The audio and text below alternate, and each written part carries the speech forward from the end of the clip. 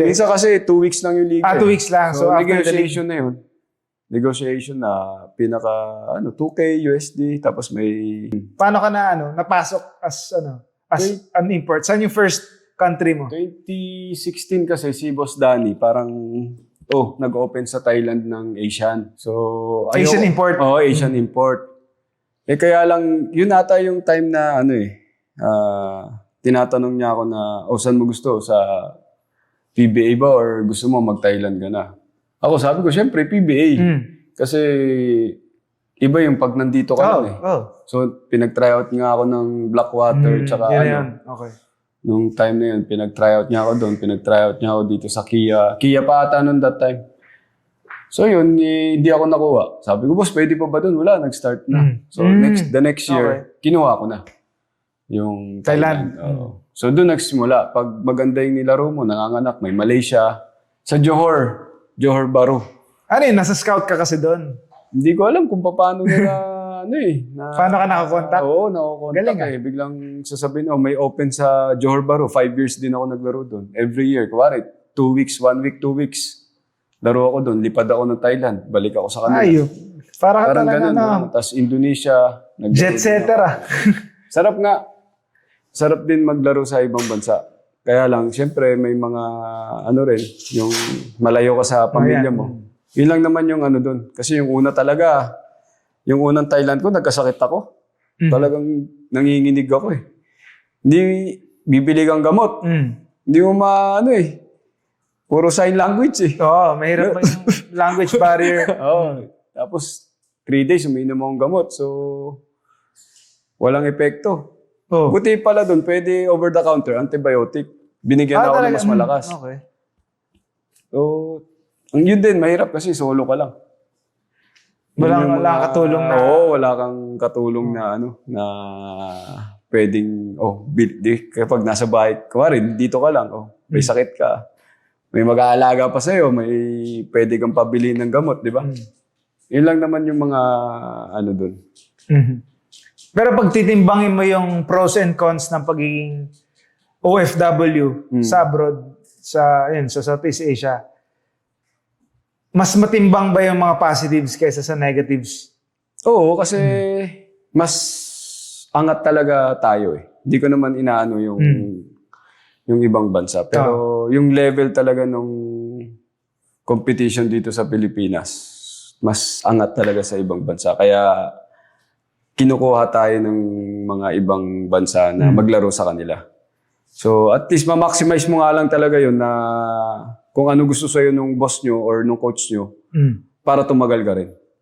Kasi hindi pwedeng, yun nga, yung 0-0 points ka. Gusto mo assist lang. Hindi pwede. Hindi pwede dun sa kanila Kailangan shoot ka rin talaga Kasi yun yung kulang sa kanila talaga. Yun ang kulang sa kanila kasi wala silang mga scorers, shooters. Kasi sa kanila, parang isa lang yung pro league Kumbaga sa Thailand, yun lang. Ngayon nata, 2 na. So, sa Malaysia, MPL, every 2 years lang yun. Every 2 years Every 2 years lang yung liga nila na yun, So, pero marami silang mga side na liga.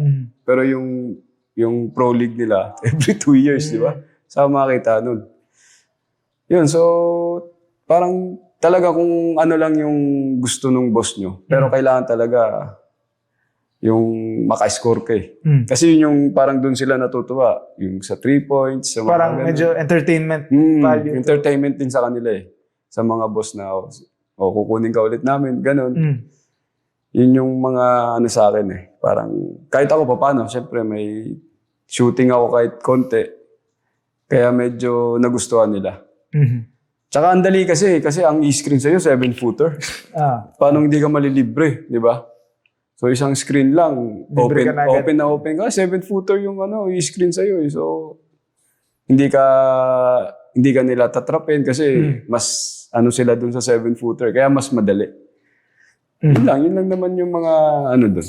Natutuwa ka ba? Parang or fulfilled ka ba na in a way nakakatulong ka sa growth naman nila? Sa growth ng mga professional league nila sa level of competition. Kasi minsan, pinapagaling mo sila kahit pa minsan din, ang nangyayari doon, magsa-sideline kang coaching.